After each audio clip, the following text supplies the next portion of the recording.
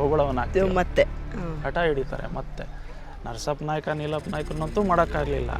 ನನ್ನ ಮಾತಿಗೆ ಬೆಲೆ ಕೊಡ್ತಕ್ಕಂಥ, ನನ್ನ ಮಾತು ನಡೀತಕ್ಕಂಥ ಒಬ್ಬ ವ್ಯಕ್ತಿಯನ್ನು ಅಲ್ಲಿ ಕೂರ್ಸೋಣ ಅಂತಕ್ಕಂಥ ಧೋರಣೆ ಯಾರಿಗೆ ಹೋಬಳವನಾಗ್ತಿ ಅವರಿಗೆ. ಆಮೇಲೆ ಕಸ್ತೂರಿ ರಂಗಪ್ಪ ನಾಯಕರ ಮಿಸ್ಸಸ್ಸು ಸುಮ್ಮನೆ ಇರಲ್ಲ. ಇಲ್ಲ, ದೊಡ್ಡ ಮಧುಕರ್ ನಾಯಕನ ನಾವು ದತ್ತು ತಗೊಂಡಿದ್ವಿ, ದೊಡ್ಡ ಮಧುಕರ್ ನಾಯಕನ್ನೇ ನಾವು ರಾಜನ್ ಮಾಡಬೇಕು. ಬಹಳ ಗೊಂದಲ ಆಗ್ಬಿಡುತ್ತೆ ಇದು. ಆಮೇಲೆ ಯಾವುದೇ ಸಮಸ್ಯೆ ಬೇಡ ಅಂಥೇಳಿ ಎಲ್ಲ ಒಗ್ಗಟ್ಟಾಗಿ ಚರ್ಚೆ ಮಾಡಿಬಿಟ್ಟು ಕಸ್ತೂರಿ ರಂಗಪ್ಪ ನಾಯಕರ ಎಣಿಕೆಯಂತೆ ದೊಡ್ಡ ಮಧುಕರ್ ನಾಯಕನೂ ಪಟ್ಟಕ್ಕೆ ತರೋಣ. ಹೋಬಳವನಾಗ್ತಿ ಅವರ ಒಂದು ಭಾವನೆಗಳಿಗೂ ನಾವು ವಿರೋಧ ಹೋಗೋದು ಬೇಡ. ಚಿಕ್ಕ ಮಧುಕರ್ ನಾಯಕನೂ ಇರಲಿ, ಕುಂತು ಪಟ್ಟ ನಿಂತು ಪಟ್ಟ ಅಂತೇಳಿ ಡಿಸೈಡ್ ಮಾಡಿಬಿಟ್ಟು. ನೀವಲ್ಲಿ ಫೋಟೋ ತೋರಿಸಿದ್ರಿ ಅಲ್ಲ ಒಂದು?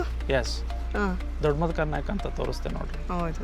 ನಿಂತು ಪಟ್ಟ ಕುಂತು ಪಟ್ಟ ಅಂತ ಹೇಳಿ ಡಿಸೈಡ್ ಮಾಡಿ ಇಬ್ಬರನ್ನ ಒಂದೇ ಸಿಂಹಾಸನದ ಮೇಲೆ ದ್ವಿತ್ರಯರಾಗಿ ಪಟ್ಟಾಭಿಷೇಕ್ತರನ್ನಾಗಿ ಮಾಡ್ತಾರೆ.